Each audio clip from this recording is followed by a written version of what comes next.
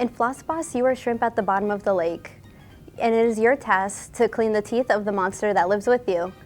Armed with a comically large toothbrush and flosser that the humans have discarded, it is your chance to clean the teeth and score as many points as you can before time runs out. Will you rise to the challenge, or will you be sunk?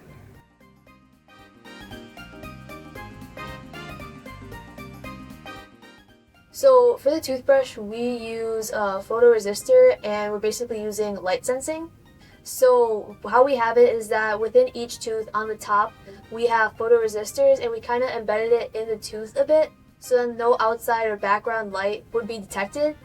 So once we move the toothbrush on top of the tooth back and forth, that light from the toothbrush will then be projected onto the resistor, and then basically that data would be sent over, then the animations would show for that specific tooth.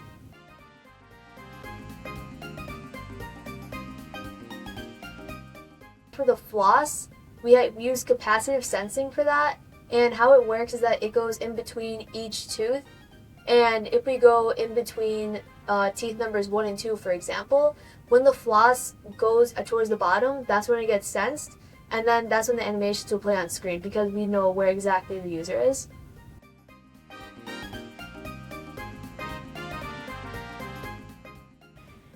From our Arduino on the server side, we send over our sensor data over to the game page through a single socket connection.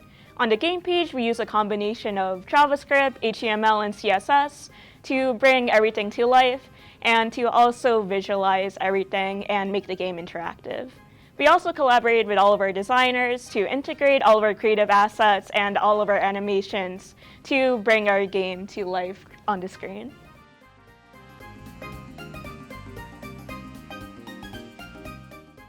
Our digital design sought out to encourage childlike wonder in players of all ages.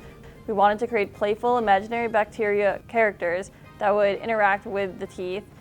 We took inspiration from a children's storybook art, but want to elevate that art style into a more simple-shaped, colorful vector art.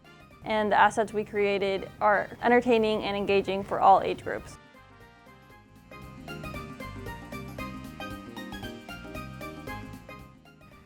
The animations were designed to be as recognizable and as engaging as possible. Because all the teeth are at the bottom of the screen, a user might not immediately notice if something is happening down there, such as a scud attacking or the teeth decaying. This was a problem we had at the beginning, so we worked the animation so that the scuds will actually pop up from behind the teeth, alerting the player of their presence and directing their attention to the next step of the game. When the user brushes a tooth using a toothbrush, bubbles will fill up on the corresponding tooth on the screen. The bubbles pop in from the bottom of the tooth, filling up as a sort of mini visual progress bar of sorts to show the user how clean the tooth is getting and how much further they have to brush it. Once the tooth is completely filled with studs, the bubbles pop, revealing a clean, sparkling tooth underneath and indicating to the user that they are able to step away.